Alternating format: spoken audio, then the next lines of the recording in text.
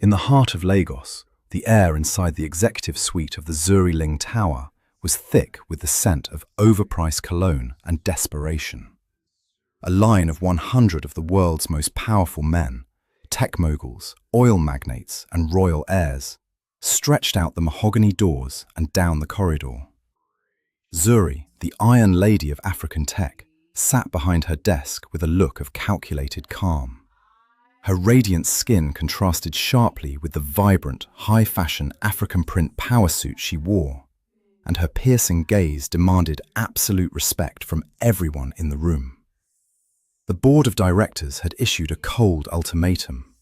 Zuri must secure a strategic marriage within 30 days to stabilize the company's image, or they would strip her of her CEO chair. To Zuri, these men were not partners. They were arrogant variables trying to seize her parents' legacy. One by one, she dismissed the world's most eligible bachelors with a single icy glance, rejecting them for their lack of character and blatant greed. The tension reached a breaking point with the 100th suitor, a billionaire who believed his lineage made him untouchable. He slammed his hand on the mahogany desk, declaring that without his name to anchor her, her empire would crumble. Zuri stood slowly, her regal posture and upright frame radiating a quiet power that silenced the room. She didn't look at the billionaire. Instead, she walked right past him toward the stoic man standing silently by the door, holding her coat, Dae-Hyun. Dae-Hyun was her bodyguard, a man of disciplined Korean handsomeness who lived a seemingly penniless life in a tiny apartment. He stood in a dark, unassuming suit that hid his lean, athletic build, his eyes constantly scanning the room for threats to Zuri. As she approached, his eyes softened, a rare break in his professional mask. Zuri stopped in front of him and asked if he was ready to change his life.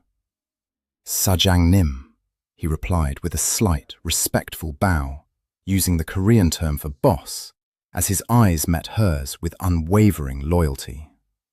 To the absolute shock of the board members watching via video link, Zuri pointed to her guard and declared that she had made her choice. She was marrying the man who protected her, not the men who wanted to control her. While the world would soon mock the she-devil CEO for marrying a penniless country guard, Zuri remained unaware that her new husband was actually the estranged billionaire heir to the Daesung global empire. He had spent 5 years in her shadow, secretly investing in her success and waiting for the moment he could finally shed his disguise to save her from the betrayal of her own blood. Subscribe to see how this high-stakes vow unfolds and comment where you're watching from. I'd love to say hello to our global audience as Zuri and Dae-Hyun's journey begins. The air in the executive suite didn't just feel thin, it felt electric, charged with the kind of volatile energy that precedes a lightning strike. Zuri stood by the floor-to-ceiling windows of her Lagos skyscraper, her back to the mahogany desk and the chaos that had erupted only moments ago. Her radiant skin, deep and glowing like polished obsidian, shimmered under the afternoon sun, a sharp contrast to the vibrant orange and gold kente print silk that hugged her frame. She looked every bit the Iron Lady, a queen defending her hive, but beneath the silk, her heart was thundering. Behind her, the outrage was deafening. Mr. Ademola, the oldest member of the board, was purple with rage, his voice booming through the soundproofed room. "You expect us to believe this, Zuri? A guard? A man who doesn't even have a degree to his name, much less a seat at a table like this? You've rejected industry titans for a servant." Zuri turned slowly. Her posture was regal, her hands clasped in front of her in a gesture of calculated calm that she had spent a decade perfecting. She didn't look at Ademola, she looked at Dae-Hyun. He remained where he had stood all morning, by the heavy oak doors, holding her coat with a stoic, disciplined grace. His dark suit was unassuming, hiding the lean, athletic build that she had noticed during the audition, and his eyes were fixed on a point just above the board members' heads. He was a statue of granite in a room full of glass. "Mr. Ademola," Zuri's voice was a low, steady velvet that sliced through the noise. The board demanded a husband to stabilize the company's image. They demanded someone who understands loyalty. I have provided both. If you find my choice unfitting, perhaps it is because you value lineage over the very quality this company was built on. Results. She didn't wait for a response. She walked toward the door, her heels clicking a rhythmic, defiant beat on the marble floor. As she passed Dae-Hyun, she didn't look at him, but she felt the shift in the air. The way he stepped into her wake, a silent shadow ready to shield her from the venomous glares following them out. The elevator ride to the penthouse was a study in absolute suffocating silence. It was only 4 p.m, but Zuri felt as though she had lived through an entire year in a single afternoon. The digital floor numbers climbed toward the 60th floor, the summit of her empire, yet she felt like she was descending into an abyss. She stole a glance at Dae-Hyun in the reflective surface of the elevator doors. He looked unchanged, unmoved. He wore a simple silver ring on a chain around his neck, the only piece of jewelry on his person. It caught the light, a tiny spark of silver against the darkness of his tie. "You didn't have to do that," she said, her voice barely a whisper. Dae-Hyun's eyes didn't leave the door. "Do what, Sajangnim?" he asked, using the Korean term for boss. "Defend me. In the room. You look like you were ready to break Mr. Ademola's neck." "A guard's duty is to neutralize threats," he replied, his tone as flat and professional as a legal brief. "Insults are merely a different kind of weapon." Zuri let out a breath she hadn't realized she was holding. He was so cold, so detached. It was exactly what she needed. A man who wouldn't want her heart, only her signature on a paycheck. The elevator pinged and they stepped into the foyer of her private penthouse. It was a space designed for a woman who lived alone. Sharp lines, cold marble, and expensive art that offered no warmth. Zuri walked straight to the kitchen island, pulling a thick, leather-bound folder from her bag. She didn't take off her coat. She didn't offer him a drink. She was the CEO, and this was a board meeting of 2. "Sit," she commanded. Dae-Hyun pulled out a bar stool, his movements fluid and efficient. He sat with his back straight, hands resting on his knees. Zuri slid the folder across the marble. Inside were 12 pages of legal jargon that essentially bought his life for the next 365 days. "This is not a marriage of love, Dae-Hyun. I want that to be the first thing we establish," she began, her piercing gaze searching for any sign of hesitation. "You are here because the world thinks I'm a liability without a man's name to anchor me. You are the anchor.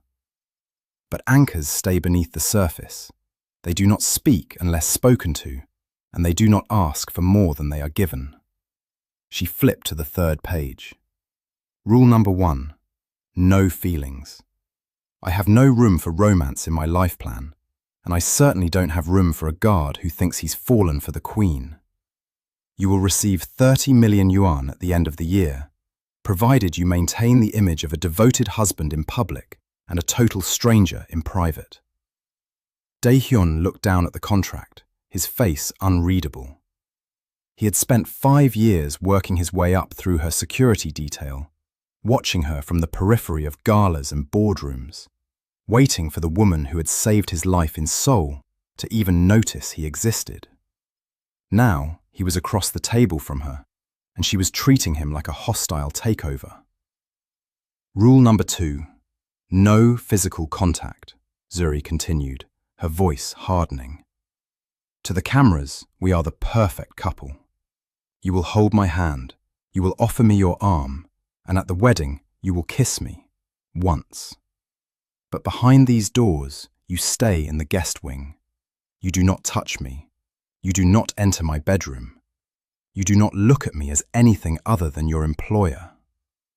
She waited for a protest, for a laugh, for a demand for more money. Instead, Dae-Hyun reached for the pen. His fingers brushed against the marble, and for a split second, Zuri noticed how large and steady his hands were. These were hands that had probably held weapons, but they were also hands that looked like they could carry the weight of the world. Rule 3. 1 year. That is all I need to purge the board of my enemies and secure my parents' legacy. After that, we divorce quietly, and you disappear back to Korea or wherever the guards go when they retire. You will never speak of what happened in this house. You will be a ghost. Dae-Hyun picked up the pen. He didn't even read the clauses about the money. He didn't look at the non-disclosure agreements. He looked directly into Zuri's eyes, and for a moment, the stoic mask slipped. There was a flicker of something in his gaze. Not greed, not lust, but a deep, aching, protective fire that made Zuri's calculated calm falter. "Araso," he murmured. The Korean word for "I understand" felt heavy in the air, vibrating with a promise that went far beyond the legalities on the page. He signed his name in a sharp, elegant script that looked suspiciously like the handwriting of a man who was used to giving orders, not taking them. Zuri pulled the contract back, her fingers brushing his as she took the folder. A spark of static electricity jumped between them, and she pulled away as if burned.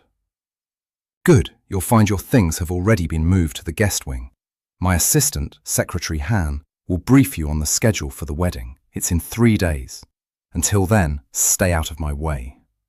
She turned to walk away, but his voice stopped her. It wasn't the voice of a guard. It was the voice of a man who had seen too much. "You can't carry it all alone, Zuri." She froze. No one called her by her first name. Not her board, not her assistant, and certainly not her employees. She turned, her eyes flashing with that hyper-independent fire. "I have carried this company since the day my parents were buried, Dae-Hyun. I have carried the weight of 1,000 men who wanted me to fail. I don't need a guard to tell me what I can or cannot do." "I didn't say you couldn't," Dae-Hyun said, standing up. He seemed to fill the room, his presence suddenly overwhelming the cold marble and glass. "I said you shouldn't. A queen who refuses a shield is just a target." Zuri's jaw tightened. "Then be the shield, but remember your place. You're the poor guard I picked from a line of 100 men. Don't let the penthouse view confuse you." She retreated into her master suite, the heavy doors clicking shut with a finality that echoed through the empty foyer. She leaned against the wood, her eyes closed, her chest heaving. She had won. The contract was signed. Her position was safe. So why did it feel like she had just invited the most dangerous variable of all into her sanctuary? If the tension in this room just gave you chills, pause for a moment. Trust is a luxury Zuri can't afford. But in this world, even the Iron Lady might find that some guards are meant to do more than just stand by the door. Zuri walked to her vanity, stripping off the kente power suit and looking at herself in the mirror. She saw the she-devil the tabloids love to hate, but she also saw the girl who had survived the betrayal of her own blood. Her brother's face flashed in her mind, the brother who was currently plotting with the board to take her chair. She couldn't afford a single mistake. She looked at her reflection, then at the closed doors. Dae-Hyun was out there, a man she barely knew, yet a man who had looked at her as if he knew every secret she had ever buried. He was a poor guard, a country bumpkin with a nice face. That was all he was allowed to be. But as she lay in her massive, empty bed that night, the silence of the penthouse felt different. It wasn't the silence of isolation. It was the silence of a house that held 2 heartbeats. And in the guest wing, Dae-Hyun sat on the edge of his bed, his thumb tracing the silver ring on the chain. He didn't look at the luxury surrounding him. He looked at the wall that separated him from the woman he had spent a decade protecting from the shadows. "I told you I would come back for you, Zuri," he whispered to the empty room, his voice a low, protective rumble. "And this time, I won't let them take anything else from you." He knew the board was already moving. He knew the rivals were sharpening their knives. But they didn't know who they were dealing with. They thought they were fighting an African lady and her poor guard. They had no idea they were about to go to war with the most powerful heir in Asia and a woman who had already died once and refused to stay buried. As the first night of their paper marriage settled over Lagos, the battle lines were drawn. Zuri believed she had bought herself a year of safety. Dae-Hyun knew he had just started the most dangerous mission of his life. And in the darkness, the silver ring glinted, a reminder that some lineages can't be bought and some loyalties can never be broken. The morning light in the penthouse did nothing to soften the boundaries Zuri had drawn. If anything, the harsh Lagos sun, glinting off the Atlantic in the distance, only highlighted the clinical perfection of her master suite. As she stepped out into the main living area, dressed in a sharp, cobalt blue power suit with intricate gold embroidery along the lapels, she expected to find the apartment empty. Instead, she found the poor guard already at his post. Dae-Hyun stood by the expansive glass wall, his back to the room. He was already in his suit, the same dark, unassuming fabric that seemed designed to make him blend into the shadows. He didn't turn when she entered, yet his voice reached her with that same low, steady rumble that had unsettled her the night before. "The board has already leaked the news to the press, Sajangnim," he said, using the formal Korean title for CEO without looking back. "The Iron Lady's marriage to a commoner is the lead story on every financial and tabloid site in the country." Zuri's jaw tightened. She walked to the marble island where a tablet was waiting, the screen glowing with headlines that called her marriage a desperate play for power and a betrayal of her lineage. She felt that familiar spike of hyper-independence, the urge to lash out at the world that refused to let her breathe. "They're vultures," she hissed, her fingers swiping through the vitriol. "They want the stock to drop so they can justify my removal." "Then we give them a reason to look elsewhere," Dae-Hyun said, finally turning. His eyes were scanning her, not as a husband, but as a strategist. "The annual tech gala is tonight. Every rival you have will be there, waiting to see you stumble. They expect me to be a country bumpkin who can't hold a champagne flute. They expect you to be ashamed." Zuri looked at him, her piercing gaze searching for a crack in his stoic mask. "And why shouldn't I be? I've brought a variable into my life that I can't control, Dae-Hyun. I've given them the ammunition they needed." Dae-Hyun took a single step forward, remaining well outside the no-contact zone she had established. "A variable is only dangerous if you don't know how to use it. Wear your pride tonight, Zuri. I'll handle the rest." If the weight of the world on Zuri's shoulders just made your heart ache, stay with me. Because the hardest part of being the Iron Lady isn't the strength it takes to lead. It's the fear of what happens when the armor finally cracks. The gala was a sea of velvet, diamonds, and calculated betrayal. The ballroom of the Eco Hotel was a sharp tank, and as the doors opened for Zuri and Dae-Hyun, the room went silent for a heartbeat before the whispers began. Zuri walked with her head held high, her hand resting lightly, almost imperceptibly, on Dae-Hyun's arm. She could feel the heat radiating from him through the fabric of his suit, a steady, grounding presence that she hated to admit she needed. The board members were clustered near the stage, watching them like judges at an execution. Among them was Marcus, the CEO of Global Dynamics, and the 99th suitor she had rejected. Marcus was a man who believed his billion-dollar inheritance gave him the right to own anything, including people. "Zuri, darling," Marcus drawled, stepping into their path and blocking the way to the VIP section. He held a glass of expensive scotch, his eyes raking over Dae-Hyun with a sneer that didn't reach his face. "I must say, I didn't believe the headlines.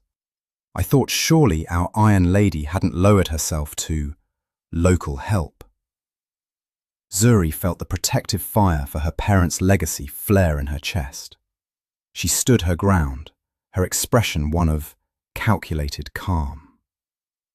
"Marcus, I see you're still confusing arrogance with relevance. My husband is a man of loyalty, a concept I know you find foreign." Marcus laughed, a harsh, grating sound. He turned his attention to Dae-Hyun, leaning in until he was inches from the Korean man's face. "Tell me, guard, does it feel strange? Sleeping in a palace you could never afford? Does she let you sit at the table, or do you wait in the car while the adults talk?" The whispers in the room grew louder. Several board members moved closer, sensing a public meltdown. Zuri's grip on Dae-Hyun's arm tightened. She was ready to incinerate Marcus with a single sentence, regardless of the PR fallout. But before she could speak, Dae-Hyun moved. It was a movement so fluid and subtle that half the room missed it. He didn't raise his voice. He didn't throw a punch. He simply stepped into Marcus's personal space, his hand reaching out as if to steady the other man. His fingers brushed against Marcus's wrist, the one holding the scotch. And with the surgical precision of a high-level operative, he applied a specific amount of pressure to a nerve cluster. Marcus's entire arm went numb instantly. The glass of scotch slipped from his fingers, shattering on the marble floor and splashing the expensive silk of his trousers. Marcus let out a choked sound, his knees buckling as his nervous system misfired. "Mianhae," Dae-Hyun said, the Korean word for sorry, dripping with a cold, terrifying politeness that only Marcus could hear. "You seem to have lost your balance, sir. Perhaps the adults should find you a chair before you embarrass yourself further." To the onlookers, it looked as though Marcus had simply been clumsy, and Zuri's humble guard had reached out to help him. Marcus stumbled back, his face turning a sickly shade of grey as he realized he couldn't feel his hand. He looked into Dae-Hyun's eyes and saw something that stopped the breath in his throat. A quiet, understated authority that suggested this man had killed better men than Marcus for less. Dae-Hyun stepped back, returning to his position a half step behind Zuri, his expression as blank as a stone wall. "Shall we find our seats, Sajang-nim?" he asked smoothly. Zuri stared at him for a long moment, the shock rippling through her. She had seen boardrooms cleared with a single word, but she had never seen a man neutralized so completely without a single drop of blood being spilled. As they walked away, leaving a trembling Marcus in their wake, she felt a strange, forbidden surge of respect. He hadn't just defended her, he had protected her dignity without making her look weak. The drive back to the penthouse was different. The silence wasn't suffocating anymore, it was heavy with a new kind of tension. Zuri sat in the back of the SUV, her gaze fixed on the passing city lights, but her mind was on the man in the driver's seat. She watched him in the rearview mirror, the way his hands gripped the steering wheel with steady strength, the way his eyes never stopped scanning the shadows. "Where did you learn to do that?" she asked, her voice breaking the quiet. Dae-Hyun didn't look back. "A guard learns many things to ensure his employer isn't disturbed, Zuri." "That wasn't a guard's move," she countered, her hyper-independence making her push for the truth. "That was professional, it was calculated. You made a billionaire look like a fool in front of the entire city, and you didn't even break a sweat." Dae-Hyun pulled the car into the private garage of the tower. He killed the engine and finally turned to look at her. The shadows of the garage masked his face, but his eyes were bright, burning with that hidden, protective fire. "He insulted my wife," Dae-Hyun said simply. "A man like that doesn't deserve a response. He deserves a lesson."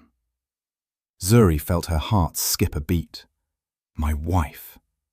The words were part of the contract, part of the lie they were telling the world, but the way he said them, with such fierce, quiet conviction, made her feel something she hadn't felt in years: safety. She got out of the car before the feeling could take root. She was the Iron Lady. She didn't need a protector. She didn't need a man who looked at her as if she were a queen instead of a CEO. But as she walked toward the elevator, she didn't call him guard. "Good night, Dae-Hyun," she said softly. "Good night, Zuri," he replied. As the elevator doors closed, Zuri leaned her head against the cool metal. She had won the first battle of the marriage. The board was silenced, Marcus was humiliated, and her company was safe for another day. But as she thought about the way Dae-Hyun had looked at her in the ballroom, the way his eyes softened only for her, she realized the biggest threat wasn't the board of directors or the rival corporations. The biggest threat was the fact that for the first time in her life, she was starting to want the lie to be true. The victory at the annual tech gala had been a social triumph, but as the first light of dawn filtered through the glass walls of the penthouse, Zuri realized the board of directors had moved from petty insults to total economic warfare. She sat in her darkened study, the only illumination coming from the glowing monitors that lined her mahogany desk. The red numbers were screaming. Overnight, a coordinated short attack had been launched against the Ling Group. Rumors of Zuri's unstable and fraudulent marriage had been fed to international tabloids, and the market was reacting with terrifying speed. Zuri watched as her net worth evaporated by millions with every tick of the clock. Her calculated calm was a fraying thread. She was the Iron Lady, but she was beginning to feel the heavy, cold weight of her parents' legacy slipping through her fingers. She had spent a decade building this conglomerate from the ruins left by her parents' tragic passing, and now, because she had chosen to marry for loyalty rather than lineage, the vultures were circling to strip her of everything. Dae-Hyun stood by the door, as still as the marble pillars that anchored the room. He had brought her tea an hour ago, but it sat untouched, gone cold. His eyes never left her, watching the way her radiant skin seemed paled by the flickering blue light of the screens, and the way her hands, usually so steady in their kente print silk sleeves, now gripped the edge of the desk until her knuckles were white. He could see the hyper-independence that was her greatest strength becoming her greatest burden. She was trying to fight a global financial war alone, refusing to let even her new husband see the depth of her panic. "The board has called an emergency session for noon, Zuri," she whispered to herself, her voice a hollow velvet. "If the stock doesn't stabilize by then, they'll trigger the key man clause. They'll freeze my executive powers and install Marcus as the interim CEO." She leaned back, her head dropping against the leather of her chair, her eyes closed. She felt small in the vastness of her own empire. The internal conflict was a deafening roar. She had sought a guard to protect her image, but she was realizing that no shield was thick enough to stop the rot of betrayal from within her own boardroom. Dae-Hyun watched her for a long moment, his chest tightening with a protective fire that burned hotter than any corporate rivalry. He had spent 10 years waiting for the chance to stand by her side, ever since she had saved him when he was a starving student in Seoul. He had worked as a low-level guard, living in a tiny apartment and giving away his dividends to charities in her name, all to stay close to her without the shadow of his billionaire past getting in the way. But the time for penance was over. The woman he loved was being hunted, and he had the power to stop it. He waited until Zuri finally drifted into a fitful, exhausted sleep at her desk, her breathing shallow. Quietly, he retreated to the balcony, the Lagos wind whipping at his unassuming suit. He pulled a second encrypted phone from a hidden compartment in his sleeve, a device that linked him directly to the heart of Asia's financial power. He dialed a number he had ignored for 5 long years. "Biseo," he said into the receiver, the Korean word for secretary sounding like a cold command. "Young master? Is that truly you?" The voice on the other end gasped, thick with shock and relief. "I need the Daesung Global Reserve Fund activated," Dae-Hyun said, his voice no longer that of a humble guard, but of a sovereign heir. "The Ling Group in Lagos is under a coordinated short attack. I want every available share bought up. Use the offshore accounts. Do not let the market know it is us. But do not let that stock drop another cent. If Zuri loses a single % of her control, I will dismantle your department personally. Move now." He hung up before the secretary could offer a word of greeting. He stood on the balcony for a moment, his thumb tracing the simple silver ring on the chain around his neck. He was the shadow protector, and while Zuri might hate the idea of being helped, he would rather her be angry and powerful than broken and defeated. If this silent devotion and the secret power he holds for her just moved your heart, pause with me. Because when a sanctuary is built on a lie, even a golden shield can feel like a cage. By the time the sun had fully crested over the Atlantic, a miracle had occurred on the trading floor. The ghost investor, as the news was already calling it, had appeared out of nowhere. Billions of yuan were pouring into the Ling Group, stabilizing the price and forcing the short sellers into a panicked retreat. The red numbers on Zuri's screens began to blink, turning a vibrant, healthy green. Zuri woke with a start, her eyes widening as she saw the recovery. Her phone was blowing up with messages from confused board members and frantic rivals. The hostile takeover had been neutralized in a single hour of trading. She stood up, her heart racing, her mind spinning. Who would do this? Who had that kind of liquid capital and the willingness to risk it on her? She looked toward the door and found Dae-Hyun standing there, as if he hadn't moved an inch all night. He held a fresh cup of tea, the steam rising in a gentle curl. "The market seems to have corrected itself, Sir Jang-nim," he said, his expression as unreadable as granite. Zuri walked toward him, her piercing gaze searching for him. For the first time, she didn't just see a guard. She saw a man who was too calm, too poised, in the face of a financial storm that should have leveled them both. Corrected itself? That wasn't a correction, Dae-Hyun. That was a rescue. Someone is watching over me.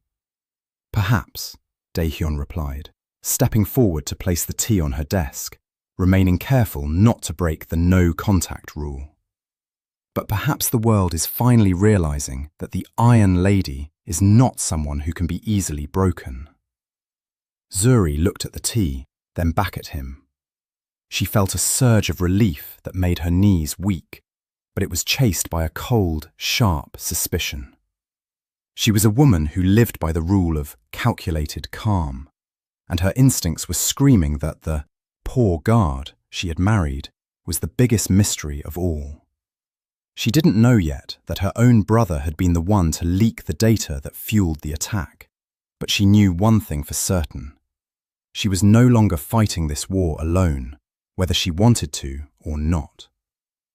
The morning after the mysterious stock market recovery felt different in the penthouse. The air was no longer charged with the frantic energy of a collapsing empire, but with something far more intimate and unsettling. Zuri sat in the library, the Iron Lady mask momentarily set aside as she sifted through a stack of old files, trying to find a misplaced physical deed the board was now demanding. Her radiant skin caught the morning light, but her thoughts were miles away, anchored on the ghost investor and the man who stood silently in her shadow. She reached for a heavy volume on the top shelf, and as she pulled it, a small, leather-bound journal that didn't belong to her tumbled to the floor. A worn, yellowed photograph fluttered out from between the pages, landing face up on the marble. Zuri leaned down to retrieve it, and as she did, the world seemed to tilt on its axis. The photograph was 10 years old, taken in a snowy alleyway in Seoul. In it, a much younger Zuri, vibrant and wide-eyed during her study abroad years, stood with her arm around a young Korean man. He was emaciated, his face thin from hunger, wearing a threadbare jacket that looked like it couldn't stop the cold. But even then, his eyes had a piercing, disciplined intensity. Zuri remembered that boy. She had found him shivering outside a grocery store and had used her meager student stipend to buy him a warm meal and a heavy coat. She had helped him for 6 months, never asking for his name, only knowing him as the brilliant student who had lost everything to a family betrayal. Her breath hitched. She looked at the boy in the photo, then at the sharp, masculine jawline of the man who had just entered the room with her morning coffee. The bone structure was identical. The protective, silent fire in the eyes was unmistakable. "This was you," she whispered, her voice trembling with a sudden, overwhelming emotion. She held up the photo as Dae-Hyun approached. "The student in Seoul, the one who had nothing. I didn't just pick you from a line of 100 men, did I? You've been following me. You've been in my life for a decade, and you didn't say a single word." Dae-Hyun froze. The tray in his hands remained perfectly level, a testament to his years of training. But the mask he wore, the stoic, poor guard facade, cracked for a split second. He looked at the photo, the image of the woman who had been his only light in his darkest hour. And then he looked at the powerful CEO standing before him. He knew Zuri's flaw. He knew her hyper-independence made her loathe the idea of being a project or being manipulated, even out of love. If he admitted the truth, that he was the billionaire heir she had saved, and that he had spent years curating his life just to be near her, she would see it as the ultimate betrayal of her autonomy. "You're mistaken, Sajangnim," he said, the Korean title for CEO sounding like a lead weight as it left his lips. He didn't reach for the photo. He didn't even blink. "I found that photo in a book I bought second-hand years ago. I kept it because the woman in it looked like someone who knew how to be kind. I have never been to that part of Seoul, and I have never met you before the audition." The lie was so blatant, so cold, that it felt like a physical blow to Zuri's chest. She looked into his eyes, searching for the boy who had looked at her with such gratitude 10 years ago. But she found only the stone-walled guard she had hired. The trust she had begun to feel after the gala and the market rescue began to slip through her fingers like sand. Zuri stepped back, the photograph still clutched in her hand. "You're lying," she said, her calculated calm completely shattered. "I remember your eyes, Dae-Hyun. I remember the way you looked at me when I gave you that coat. Why are you doing this? Why does the guard act? Why the poverty?" "I am exactly what you hired me to be, Zuri," he replied, his voice a low, protective rumble that offered no path to the truth. "A guard, a husband on paper, nothing more." The escalation was interrupted by the sharp chime of Zuri's phone. A news alert flashed across the screen. Ling Group's secret marriage under fire. Tabloids claim Dae-Hyun is a fraudulent plant. The board was moving again, faster and more viciously than before. The moment of emotional confrontation was swallowed by the cold reality of corporate warfare. Zuri looked at the phone, then back at Dae-Hyun. She felt a deep, aching disappointment. She was the Iron Lady, but for a moment, She had wanted to believe she wasn't alone. Now, she realized she was married to a ghost, a man who was shielding her with one hand while keeping her in the dark with the other. She tossed the photo onto the desk and straightened her silk jacket, the armor sliding back into place. "Fine," she said, her voice turning to ice. "Keep your secrets. But remember rule number 3. You are an employee. Do not let your finding photos interfere with your job. We have a site visit to the new tech hub in an hour. Be in the car." She swept past him, her scent of sandalwood and steel lingering in the air. Dae-Hyun remained in the library, alone. He picked up the photograph, his thumb brushing over the image of the young Zuri. He knew the lie had cost him the progress they had made, but it was a price he was willing to pay. He couldn't tell her who he was, not yet. Not while her brother was still whispering in the ears of her enemies, and not while the shadow of Daesung Global was still hunting him.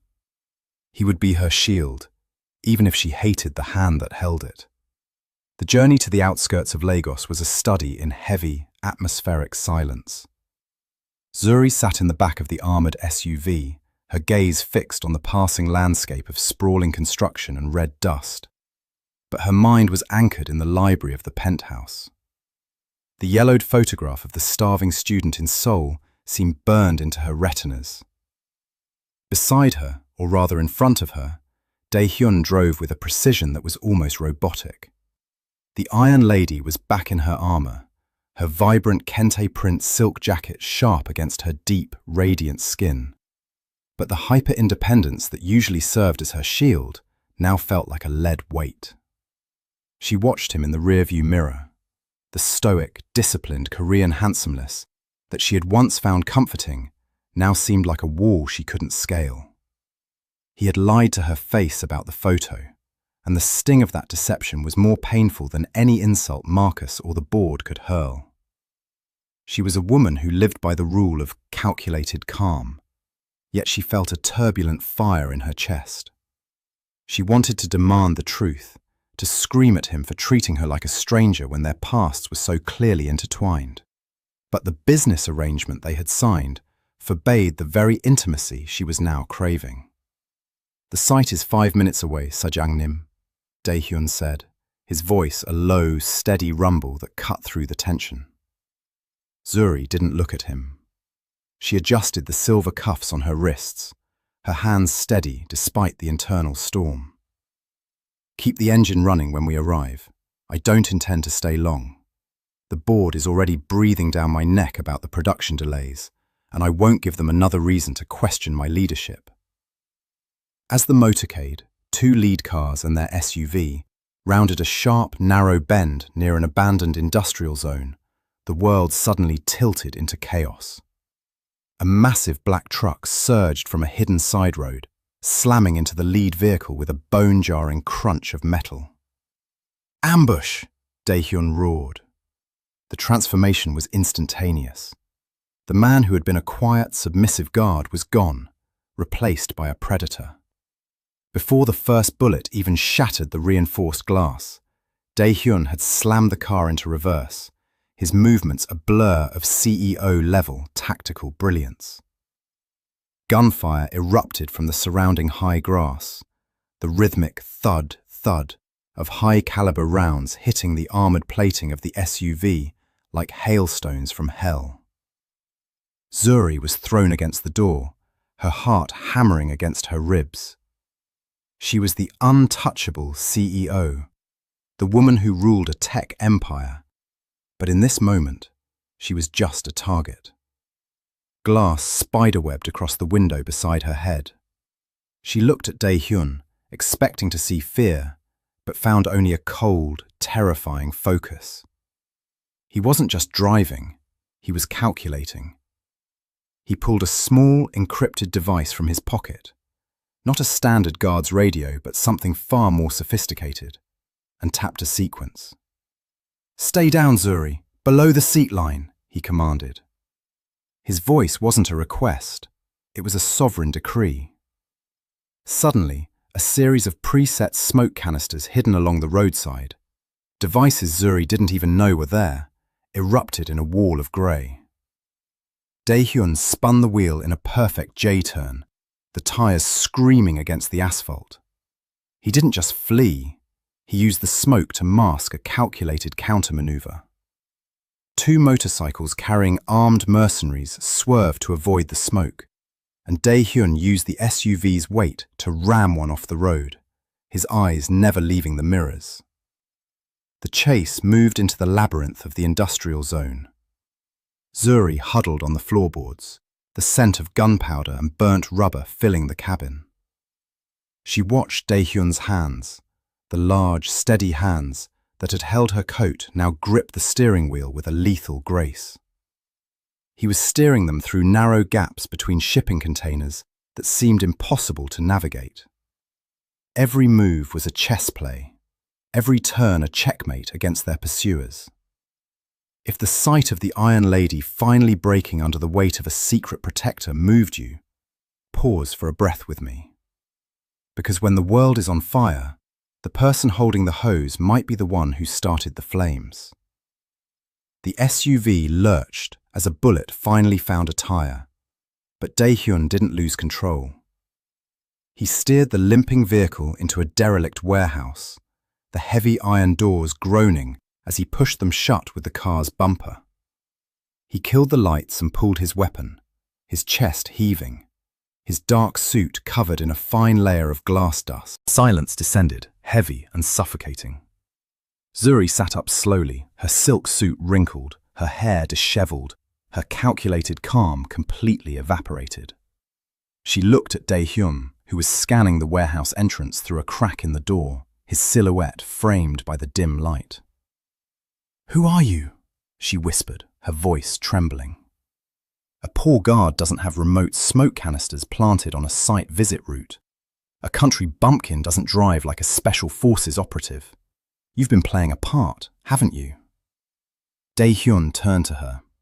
In the shadows, the silver ring on the chain around his neck caught a stray beam of light. He saw the terror in her eyes, but he also saw the betrayal. He had saved her life, but in doing so, he had exposed the very thing he was trying to hide: his power. He stepped toward her, breaking the no contact rule for the first time. He reached out, his hand hovering near her shoulder, before he caught himself and pulled back. "Gyeokjongma," he said softly, the Korean word for "don't worry" sounding like a vow. "My identity doesn't matter right now. What matters is that you are safe. I swore 10 years ago that I would never let them hurt you again, and I intend to keep that promise." Zuri felt a sharp, stabbing pain in her heart. He had admitted it, without admitting it. He was a boy from Seoul. He was the shadow protector, and he was a man who was far more dangerous than the mercenaries outside. She realized then that she wasn't just fighting the board or her rivals. She was in a high-stakes game with a man who had been moved ahead of her before she even knew the game had started. As the sound of sirens began to wail in the distance, help that Dae-Hyun had surely summoned with his mysterious device, Zuri looked at him and realized that her paper marriage was the most real and dangerous thing she had ever signed. Subscribe to see how this high-stakes vow unfolds, and comment where you're watching from. I'd love to say hello to our global audience as Zuri and Dae-Hyun's journey begins. The dust from the warehouse ambush had barely settled into the fibers of Zuri's kente print silk when the digital world detonated. As the armoured SUV pulled into the private underground garage of the Ling Zuri Tower, the silence in the cabin was no longer just the silence of secrets. It was the heavy, suffocating stillness that precedes a total collapse. Zuri's phone, resting in her lap, vibrated with such frequency that it felt like a frantic heartbeat. She didn't look at the screen until they were inside the private elevator. Beside her, Dae-Hyun was a statue of controlled violence. His knuckles were bruised, and a thin trail of blood had dried against the sharp line of his jaw, but his eyes remained fixed on the floor numbers. He was still the guard, yet the way he had dismantled the mercenaries in the warehouse had exposed a power that no poor guard should possess. Zuri finally swiped her screen, and the first escalation hit her like a physical blow to the chest. The headline on the front page of Lagos's largest digital tabloid didn't just report the ambush, it ignored it entirely to focus on a more lethal weapon. The she-devil's sham. Leaked contract proves CEO's husband is a talent agency fraud. Below the headline was a high-resolution scan of a document. It looked like a contract from a high-end lifestyle support agency in Seoul, listing a man who looked exactly like Dae-Hyun as a Class A professional groom for hire. The document detailed a monthly fee and a non-disclosure agreement. It was a perfect surgical forgery, designed to strip Zuri of her last shred of credibility before the board.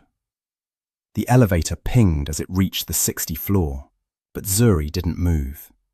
She held the phone out to Dae-Hyun, her hand trembling, not from the adrenaline of the gunfight, but from the raw, jagged edge of humiliation. "Is this why you were in Seoul?" she whispered, her voice a low, cracked velvet. "Is this the truth you were hiding? That I didn't even choose you? That you were just a line item on a budget I didn't see?" Dae-Hyun looked at the screen. His expression didn't change, but the silver ring on the chain around his neck seemed to catch the light with a cold, mocking glint. He knew this was the work of someone who had deep access to their lives. "Gyojit," he said, the Korean word for lie sounding like a lead weight. "I have never signed such a paper, Zuri. I am here because I chose to be here." But the world wasn't interested in his denials. As they stepped into the penthouse, the second escalation was already waiting. Every monitor in Zuri's home office was flashing with emergency messages from the board of directors. Her brother, the man who shared her blood and her parents' legacy, had already issued a public statement, expressing deep concern for the company's integrity. Zuri collapsed into her mahogany chair, the Iron Lady mask finally cracking. She looked at the city lights below, realization dawning on her that her hyper-independence had made her a target. She had tried to carry the empire alone, and now the very man she had brought in to protect her image was being used to hang her. The phone on her desk rang. It was Mr. Adamola, the board's elder. "Zuri," he began, his voice devoid of its usual sycophancy. "The press is at the gates.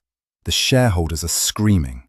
You have 1 hour to fire that man and announce the nullification of the marriage, or we will move for an immediate freeze of your executive power. You chose a beggar, and now he is costing us billions." Zuri hung up without answering. She looked at Dae-Hyun, who was standing by the window, his silhouette dark against the Lagos sunset. He looked so solitary, so stoic, yet so undeniably strong. She realized that the tabloids were asking her to choose between her reputation and the man who had just risked his life to save hers in a warehouse full of lead. Zuri stood up and walked toward him. She didn't stop until she was inches away, breaking the no-contact rule she had so strictly enforced on their wedding night. She reached out, her fingers brushing the dried blood on his jaw. "They want me to throw you to the wolves, Dae-Hyun," she said, her piercing gaze searching for a sign of the student she once knew in Seoul. "They say you're a fraud. They say you're a paid actor. But an actor doesn't drive into a wall of fire for a script." Dae-Hyun didn't pull away. For the first time, he let the mask drop. He looked at her with an intensity that made the 30 million yuan contract feel like a joke. "My reputation is nothing, Zuri, but yours is everything. If you stand by me, they will strip you of your chair. They will take your parents' company. Do not lose your empire for a poor guard." "You aren't just a guard," she whispered, "and I'm realizing I don't care about a chair that requires me to be a coward." The final escalation arrived at the stroke of midnight. A mob of reporters had breached the perimeter of the tower, their camera flashes strobing against the glass of the penthouse like lightning. Zuri's assistant, Secretary Han, burst into the room, her face pale. "Ma'am, the board has authorized the security team to escort Dae-Hyun out of the building. They're saying he's a security risk. They want you to sign the termination papers now." Zuri looked at the papers, then at the man standing beside her. She thought of her brother's betrayal, the way he had whispered in the board's ears. She thought of the anonymous donor who had funded her first startup, never realizing it was the man standing in front of her. She realized she cared more about the quiet, intense moments they had shared, the way he adjusted her coat, the way he watched her when she thought he wasn't looking, than she did about the Iron Lady title. She didn't sign the termination papers. Instead, she grabbed her silk wrap and turned to Secretary Han. "Tell the press to gather at the main entrance, and tell the board that if they want my husband, they'll have to come through me." The walk through the lobby was a gauntlet. The air was thick with the smell of damp pavement and the aggressive click of high-speed shutters. As they emerged into the humid Lagos night, a wall of microphones was thrust towards Zuri's face.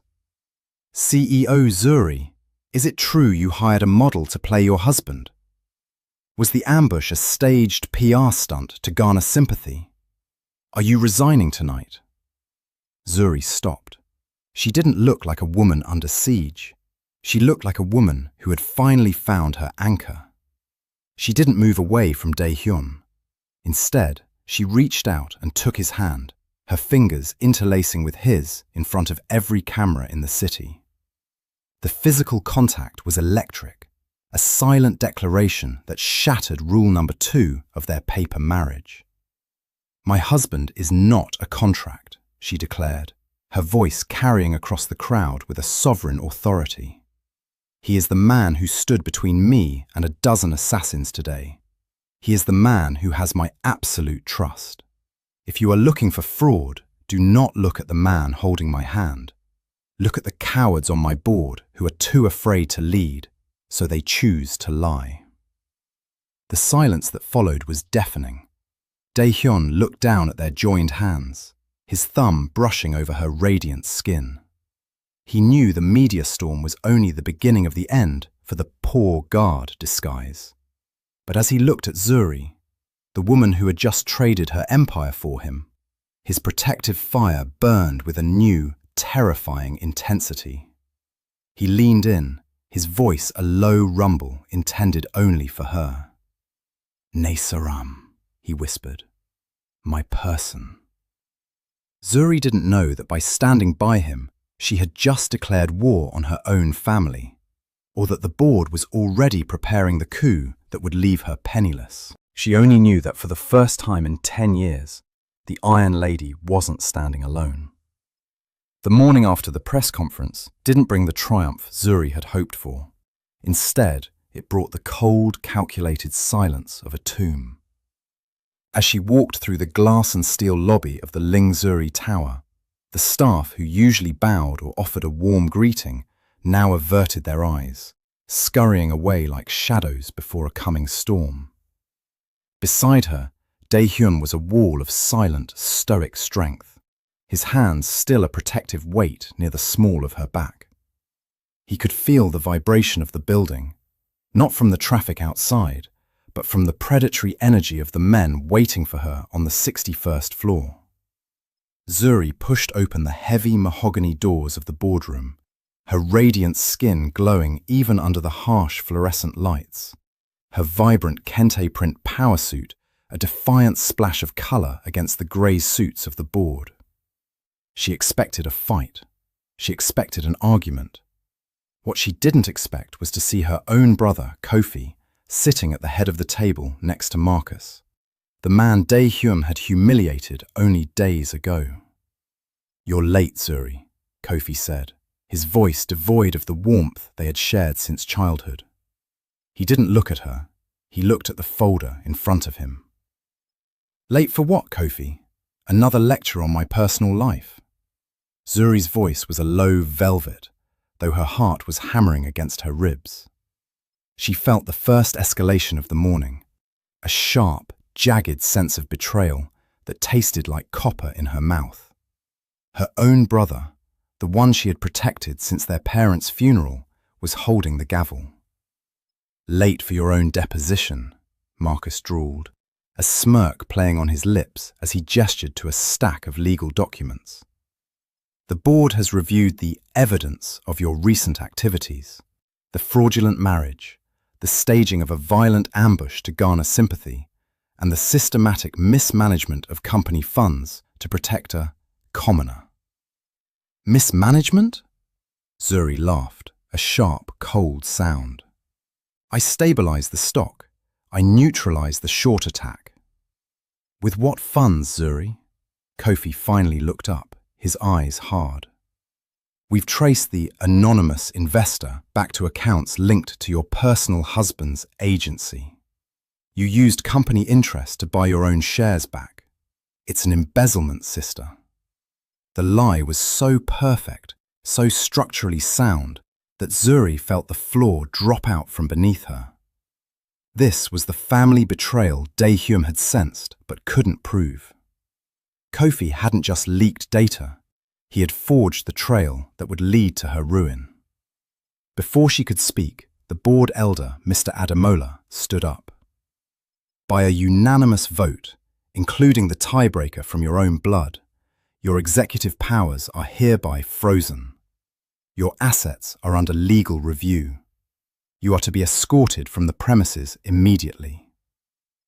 The second escalation hit as the doors opened and a team of private security, men Marcus had hired, not Zuri's loyal team, stepped into the room. The Iron Lady was being treated like a common criminal in the building that bore her name. She stood tall, her posture regal and upright, refusing to let them see her break. She turned to Dae-Hyun, expecting him to fight, but he caught her eye with a look of intense, quiet discipline. He knew that in this moment, a physical fight would only confirm their lies. "Let's go, Zuri," he said softly. The walk through the office was a gauntlet of shame. Employees watched as their CEO was marched out, her head held high, while Marcus's men flanked her like a prison escort. As they reached the sidewalk, the final escalation of the morning arrived. Her company car was already being towed, and her corporate cards were declined as she tried to call a private driver. She was the woman who rejected 100 elites, and now she had nothing but the clothes on her back and a poor guard who was her only remaining ally. "I have nothing left, Dae-Hyun," she whispered as they stood on the humid Lagos street, the skyscraper she built looming over them like a tombstone. "They took the house, they took the accounts, they took my parents' name." Dae-Hyun didn't look at the tower. He looked at her, his eyes softening in a way they never did in the boardroom. "They took the glass and the paper, Zuri. They didn't take you. We're going home." "Home? Where?" "My place," he said simply. The transition from a 60-floor penthouse to Dae-Hyun's humble apartment was a shock that nearly broke Zuri's calculated calm. The building was in a quiet, older district, a place of laundry hanging from balconies and the smell of street food and exhaust. The elevator groaned as it carried them to the 4th floor, and when Dae-Hyun opened the door to his unit, Zuri stopped at the threshold. It was tiny. A single room served as a kitchen and living space, with a small hallway leading to a bedroom. There was no marble, no silk, no smart home interface, just a worn wooden table, a few books in Korean and English, and a window that overlooked an alleyway instead of the Atlantic. Zuri walked to the center of the room, her high-fashion African print looking tragically out of place against the peeling wallpaper. The hyper-independence she had used as a shield for a decade finally shattered. She collapsed onto a small, sturdy wooden chair, her head dropping into her hands. The silence of the apartment was louder than the gunfire in the warehouse. "I failed them," she sobbed, the sound raw and jagged. "I let Kofi take it. I let Marcus win. I'm not an Iron Lady. I'm nothing." Dae-Hyun didn't try to pull her to her feet. He didn't offer a platitude. He simply sat on the floor across from her, his presence a grounded, protective weight in the small space. He waited for the storm of her grief to pass, his hand hovering just inches from hers, respecting the distance she had once demanded while offering the comfort she now needed. The evening settled over the small apartment, the shadows lengthening across the worn floorboards. Dae-Hyun stood up and moved to the small kitchenette. He didn't have a chef or a maid. He had a single burner and a set of well-worn pots. Zuri watched him through blurred eyes, her curiosity piqued by the methodical way he moved. He was no longer the guard. He was a man in his own element, his sleeves rolled up to reveal the lean, powerful muscles of his forearms. He began to chop vegetables with a speed and precision that suggested years of self-reliance. He didn't look like a billionaire heir or a high-level operative. He looked like a man who had chosen penance. He prepared a simple meal of kimchi jjigae, a spicy Korean stew, the scent of ginger, garlic, and fermented cabbage beginning to fill the small room. It was a warm, earthy smell that felt more like home than any five-star restaurant Zuri had ever visited. "Masita," he said quietly as he placed a steaming bowl in front of her. He didn't use the formal sajangnim this time. He just used his voice. Zuri took a bite. The heat of the stew blossomed in her chest, a sharp, comforting contrast to the cold void the board had left inside her. For the first time in 10 years, she wasn't eating a working lunch or a strategic dinner. She was just eating. "Why do you live like this?"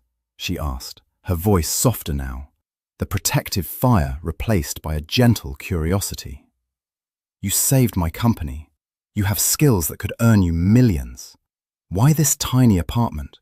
Why the guard suit?" Dae-Hyun sat across from her, his own bowl in hand. He looked at the silver ring on the chain around his neck. "I spent my youth in a palace built on the suffering of others, Zuri. When my family lost everything in the coup, I realized that the marble was just a cage. I live like this because it's real. Because when I look in the mirror, I want to see a man, not a title." He looked up, his gaze holding hers. "I became your guard because you were the only real thing I had seen in years. You gave a coat to a starving student, not because it was a PR move, but because you were kind. I'm not here for 30 million yuan. I'm here because I want to be the one who stands between you and the cold." Zuri felt a flush that had nothing to do with the spicy stew. The romantic tension, long suppressed by contracts and corporate wars, began to simmer in the small space. She realized that in her penthouse she had been a target, but in this humble room she was protected. They spent the night talking, not about stocks or boards, but about the things they had lost and the things they hoped to build. Zuri found herself laughing for the first time in months, a genuine sound that filled the small apartment.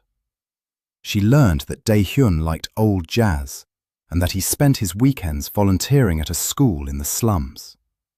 He learned that she loved to paint but hadn't touched a brush since her parents died. As the moon rose over the Lagos skyline, Zuri felt a strange, forbidden sense of peace.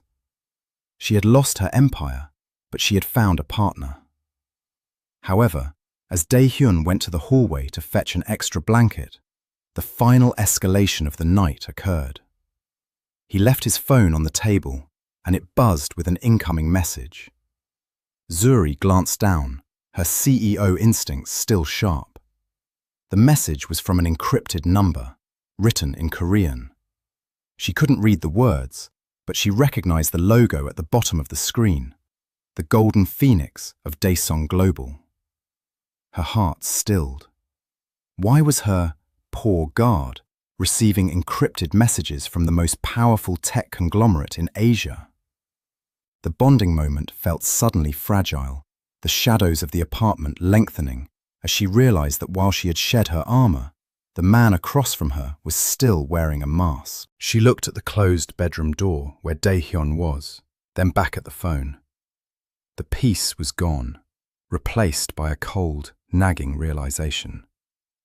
The shadow protector wasn't just a guard, and the story of their paper marriage was far more dangerous than she had ever imagined.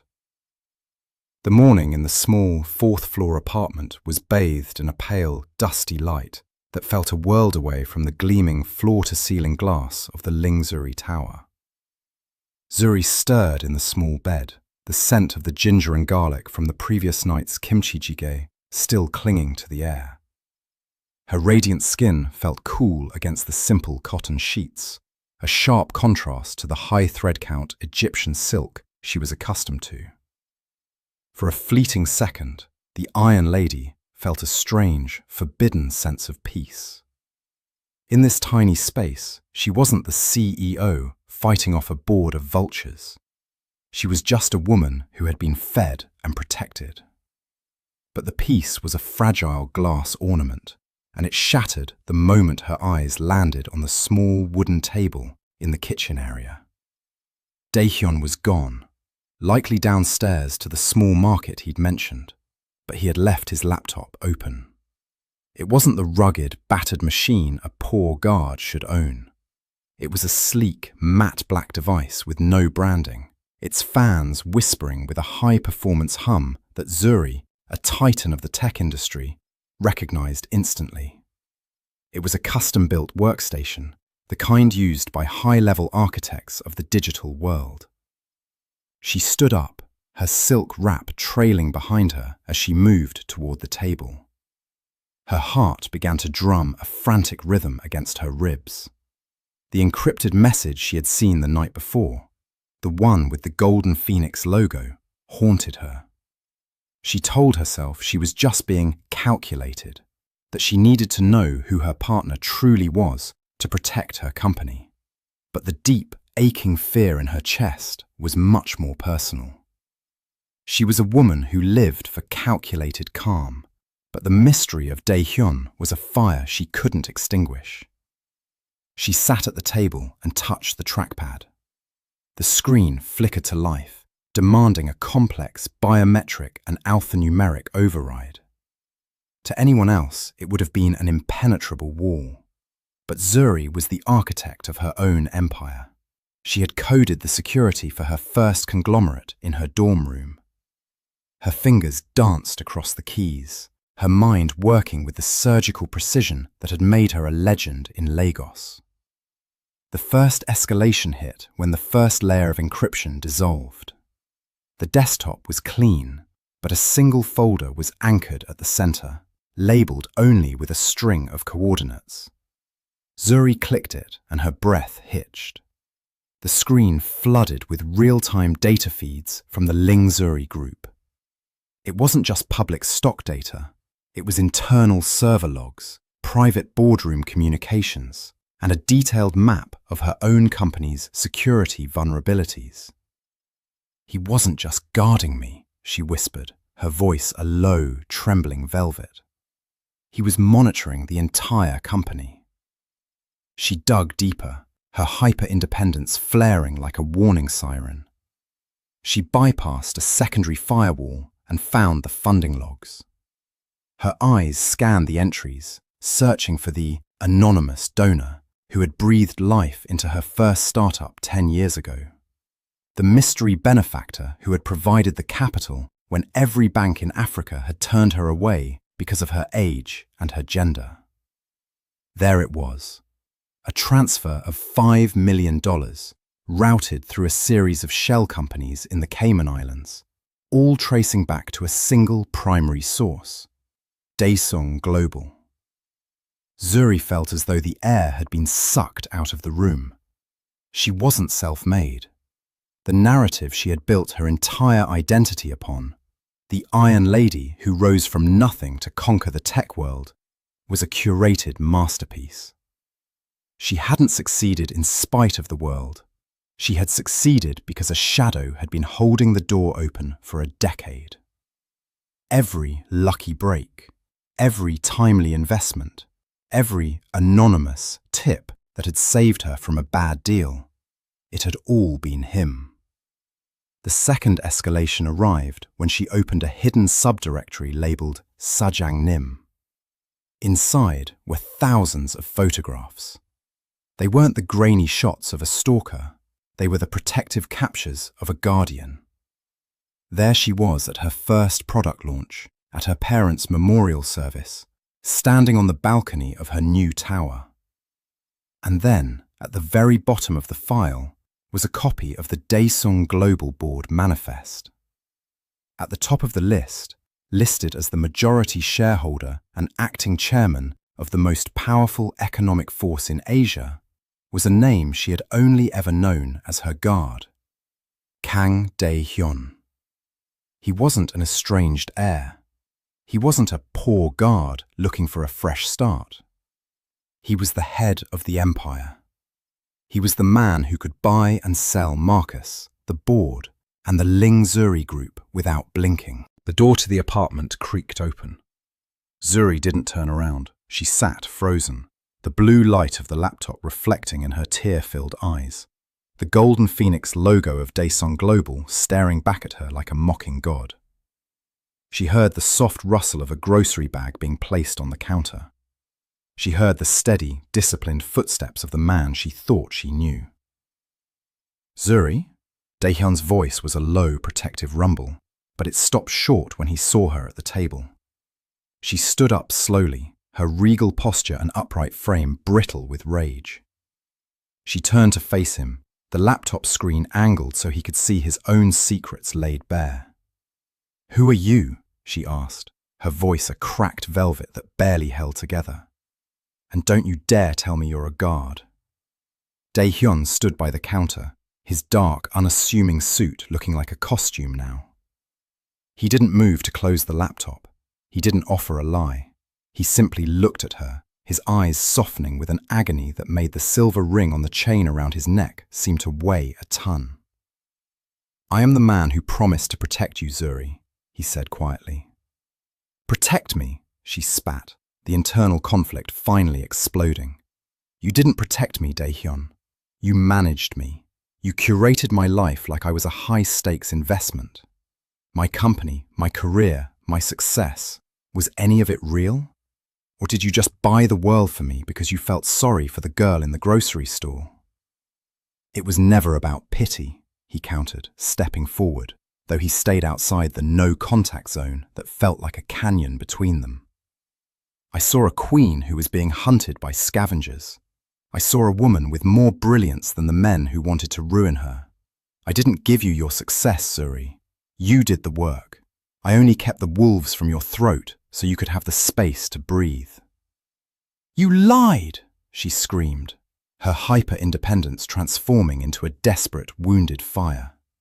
"You let me marry a lie. You let me believe you were a beggar while you were the king of the very people who are trying to dismantle me. You're no better than Marcus or Kofi.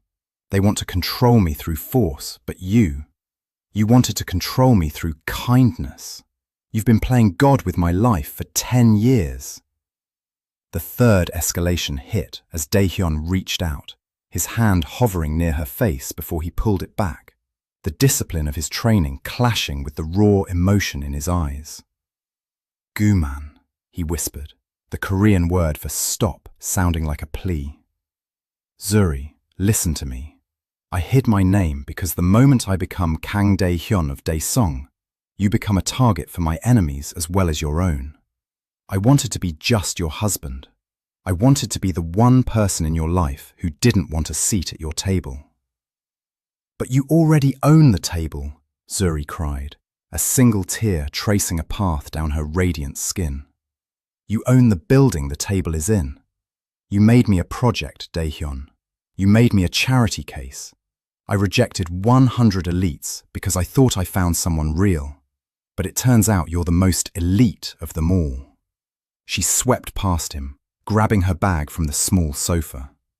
She felt a cold, hollow ache in her chest that surpassed any corporate loss. The apartment that had felt like a sanctuary only hours ago now felt like a cage. She couldn't breathe in the same room as his secrets. "Where are you going?" he asked, his voice thick with a protective rage that wasn't directed at her, but at the situation that was tearing them apart. "The board still has your assets frozen. Marcus's men are looking for you. You aren't safe out there alone." Zuri stopped at the door, her hand on the handle. She didn't look back. "I've been alone my whole life, Dae-Hyun. I just didn't know it until I looked at that screen. I'd rather be a target than a puppet." She walked out, the heavy wooden door clicking shut behind her. Dae-Hyun stood in the center of the tiny apartment, the scent of the home-cooked meal they had shared still lingering in the air. He looked at the laptop, at the logs of the millions he had spent to protect her, and realized that in his effort to be her shield, he had become her greatest wound. He didn't follow her, not yet. He knew her well enough to know she needed to run until her fire burnt out. He sat at the table and opened a secure line to Seoul. The time for the poor guard was over. If Zuri wouldn't let him be her husband, he would be the storm that leveled her enemies, so she could stand on the ruins as the queen she was always meant to be. "Dae-Hyun," the voice on the other end said, addressing him as the CEO. "What are your orders?" "The Global Tech Summit is in 48 hours, Dae-Hyun said, his voice a cold, terrifying velvet. "Prepare for my arrival, and tell the board of the Ling Zuri Group that the ghost investor is coming to collect." The Global Tech Summit was a cathedral of glass and ego, a sprawling complex in the heart of Lagos where the future was usually sold to the highest bidder. But today, the air inside the grand hall felt like a funeral. Zuri stood at the back of the auditorium, her silhouette a sharp, defiant shadow against the glowing blue light of the massive LED screens. She wasn't the CEO today, she was a ghost. Her vibrant kente print power suits had been replaced by a simple charcoal grey wrap, a mourning dress for the empire that was being stripped from her. Her radiant skin was pale under the harsh spotlights, and the hyper-independence that had been her shield for a decade now felt like a shroud. On the stage, Marcus and Kofi stood side by side, the architects of her ruin. Marcus looked at the crowd of global investors with a predatory smirk, his billion-dollar inheritance finally serving its purpose, to buy the woman who had dared to reject him. Beside him, Kofi looked at his shoes, the weight of the family betrayal finally beginning to hunch his shoulders. "Ladies and gentlemen," Marcus's voice boomed through the speakers, dripping with a triumph that made Zuri's stomach turn. "Today, we close the chapter on the Iron Lady's mismanagement. The Ling Zuri Group will be absorbed into global dynamics, effective immediately. We are signing the merger documents now to ensure the stability of the African tech sector." The first escalation hit Zuri as a team of security guards, men wearing the insignia of Marcus's firm, not her own, began to move toward her. They didn't care about her legacy or the fact that her name was on the building. They saw a woman whose assets were frozen and whose reputation had been incinerated by tabloid lies. "Ma'am, you don't have a VIP pass for this session," the lead guard said, his voice a cold rasp. "You'll need to leave the auditorium immediately. This is a private signing." Zuri stood her ground, her regal posture and upright frame refusing to buckle even as the eyes of her peers turned toward her with pity. "I am the founder of this company," she said, her voice a low, trembling velvet that still commanded the room's attention. "I am the daughter of the people who built this industry. You will not remove me from my own history." Marcus laughed from the stage, his voice amplified by the microphone. "Let her stay, boys. Let her watch. It's only fair that the she-devil sees the exact moment her reign ends. The second escalation arrived as the pen touched the paper. As Marcus began to sign the merger, the massive screens behind him suddenly flickered. The promotional video of Global Dynamics was replaced by a series of cold, scrolling lines of code and financial logs. The ghost investor logs that Zuri had seen on Dae-Hyun's laptop were now being broadcast to the entire world. The room went silent as the data revealed the truth. Marcus hadn't stabilized the market. An anonymous force from Seoul had. The heavy oak doors at the back of the hall didn't just open, they were thrown wide with a force that echoed like a gunshot. A phalanx of security operatives in sleek charcoal suits marched in, moving with a disciplined military precision that made Marcus's guards look like amateurs.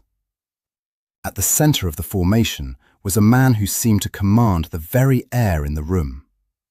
He wasn't wearing a guard suit. He was wearing a $10,000 custom-tailored navy three-piece suit that fit his lean, athletic build with surgical perfection. His hair was swept back, revealing a sharp, masculine jawline and eyes that burned with a cold, terrifying authority. Around his neck, the simple silver ring no longer hung on a chain. It was on his finger, catching the light like a sovereign's seal. It was Dae-Hyun. But it wasn't the man who held Zuri's coat. It was the man who owned the world. He walked down the center aisle, his eyes fixed on the stage, ignoring the gasps and the frantic clicking of cameras. He didn't look like a poor guard or a fraudulent plant. He looked like an emperor returning to a province that had forgotten his name. "Gu-man," he said, his voice a low, protective rumble that carried further than Marcus's microphone. The Korean word for stop silenced the entire hall. Marcus stood up, his face flushed with a mixture of confusion and rage. "Who the hell are you? Get this man out of here. Security!" Dae-Hyun stepped onto the stage, his presence so overwhelming that Marcus's guards instinctively stepped back. He didn't look at Marcus. He looked at Zuri, who stood in the center of the aisle, her heart racing with a mixture of betrayal and awe. He took the microphone from the podium, his movements fluid and calculated. "My name is Kang Dae-Hyun," he began, his voice smooth and commanding in fluent English. "I am the majority shareholder of the Dae-Sun Global Group, and more importantly, I am the primary investor in the Ling-Zuri conglomerate. The ghost you have been trying to hunt is standing in front of you." The third escalation hit like a tidal wave as Dae-Hyun turned to Marcus, his expression turning to one of icy disdain. "The documents you are signing are worthless. As of 3 minutes ago, Dae-Sun Global has executed a hostile takeover of Global Dynamics' parent company. You aren't buying Zuri's legacy, Marcus. I am buying yours. And the first thing I am doing as your new owner is firing you." Marcus stumbled back, his pen falling to the floor. Kofi tried to speak, to offer an excuse, but Dae-Hyun silenced him with a single, piercing gaze. "Gyoko," Dae-Hyun whispered, the Korean word for never, ringing out like a death knell for their ambitions. "You will never touch her empire again." If the moment a secret becomes a shield and the poor guard reveals he's been the king all along moving your soul, take a breath with me. Because the only thing more dangerous than a man with a weapon is a man who has spent 10 years waiting to protect the woman he loves. Dae-Hyun walked off the stage, ignoring the chaos that had erupted in the hall. He walked straight to Zuri, stopping just inches from her. The no-contact rule was a memory, a ghost of a life they had outgrown. He reached out and placed his hand protectively on her back, his touch grounding her amidst the storm of flashing lights and shouting reporters. "You were right to be angry, Zuri," he said, his voice intended only for her, a low velvet that vibrated in her chest. "I lied about my name. I lied about my money. but I never lied about why I was standing behind you. I am the man who owes you a coat, and I am the man who will burn the world down to keep you warm." Zuri looked up at him, her piercing gaze searching for him. She saw the ghost CEO, the billionaire heir, and the tactical warrior. But beneath the $10,000 suit, she saw the boy from Seoul who had never forgotten her kindness. The hyper-independence she had used to protect herself began to melt, not into weakness, but into the realization that she finally had a partner who was strong enough to stand beside her without trying to dim her light. "You're a very expensive guard, Dae-Hyun," she whispered, a small, genuine smile finally breaking through the calculated calm.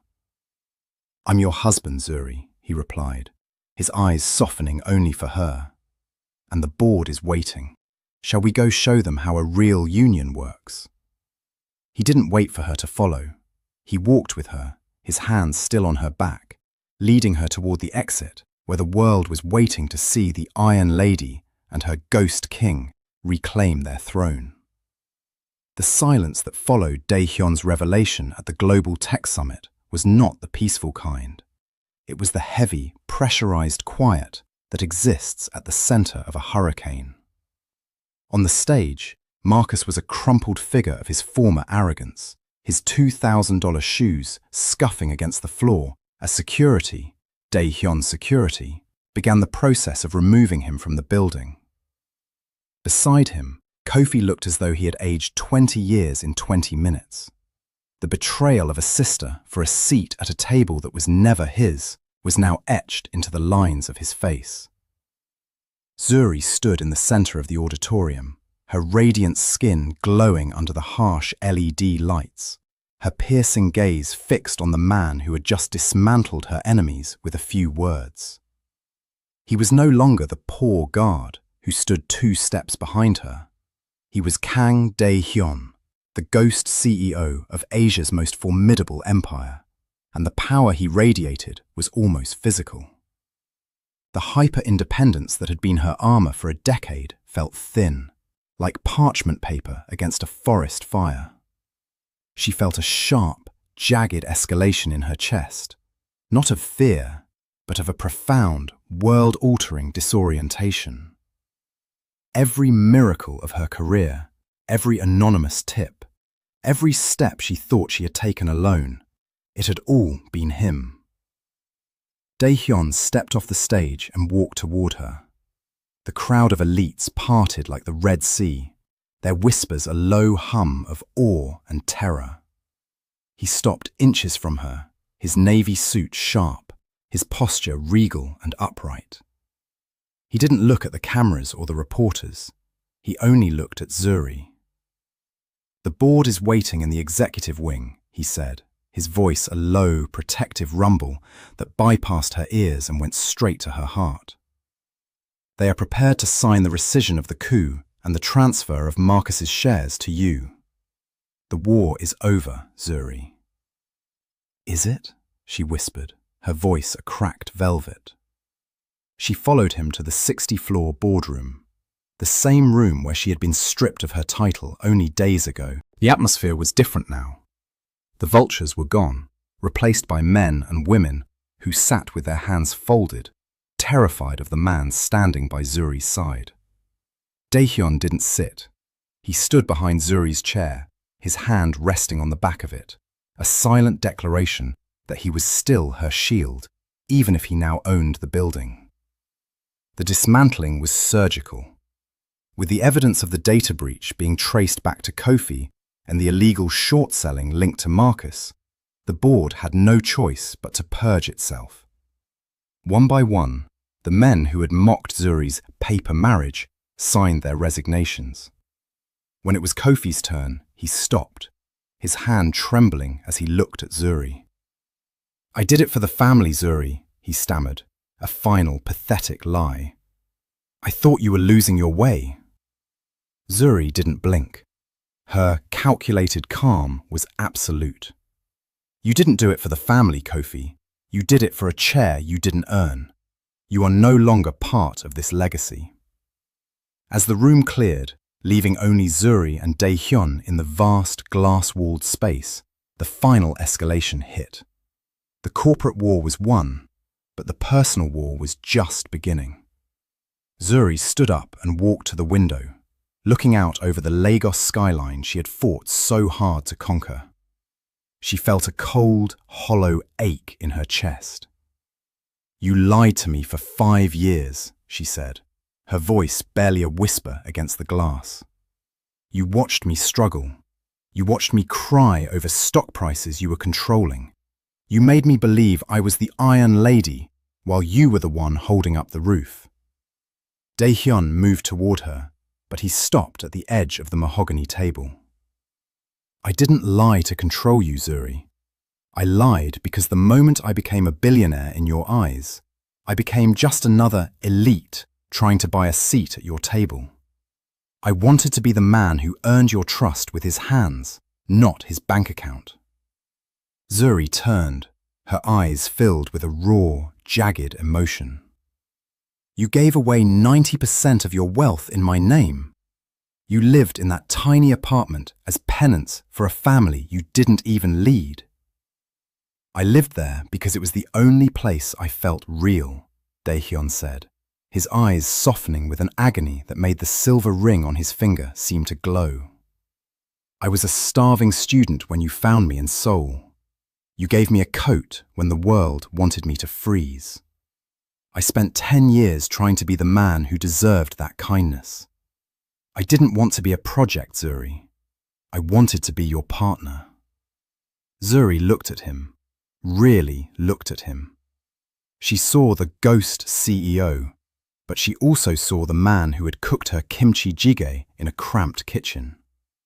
She saw the man who had driven her into an ambush without blinking. She realized that his lie hadn't been an act of dominance, it had been an act of devotion. Her hyper-independence, the flaw that had prevented her from seeing the allies in front of her, finally crumbled. It didn't leave her weak, it left her open. "Yaksok," she said softly, using the Korean word for promise. "No more secrets, Dae-Hyun. No more contracts. No more sajangnim." Dae-Hyun stepped forward, finally breaking the no-contact rule for good.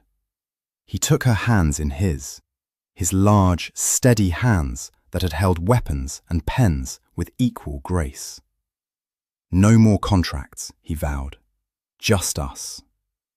The resolution didn't happen in a ballroom or in front of a camera. It happened a week later at a small, private villa overlooking the Atlantic. There were no 100 elites. There was no board of directors. There was only Zuri in a simple white silk dress with a vibrant kente print sash, and Dae-Hyun in a suit that was fine but not a uniform. They didn't sign a business arrangement. They promised to protect each other's legacies, not because a board demanded it, but because their hearts required it. The Ling Zuri Group and Daesung Global announced a merger that shook the world's economy, but the real merger was the one happening in the quiet moments between the two leads. Zuri learned that she didn't have to carry the weight of her empire alone, and Dae-Hyun learned that he didn't have to hide his power to be loved. Together, they started a new era, dismantling the old corporate structures of Lagos and Seoul to build something that prized loyalty over lineage. As the sun set over the ocean, Zuri leaned her head against Dae-Hyun's shoulder.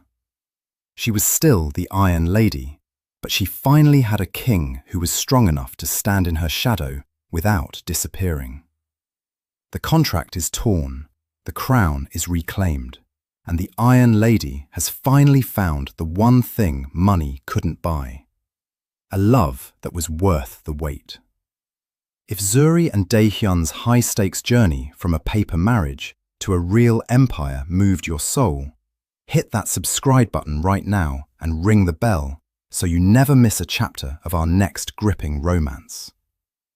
Comment Ghost CEO below to let us know you made it to the end, and tell us, where in the world are you watching from?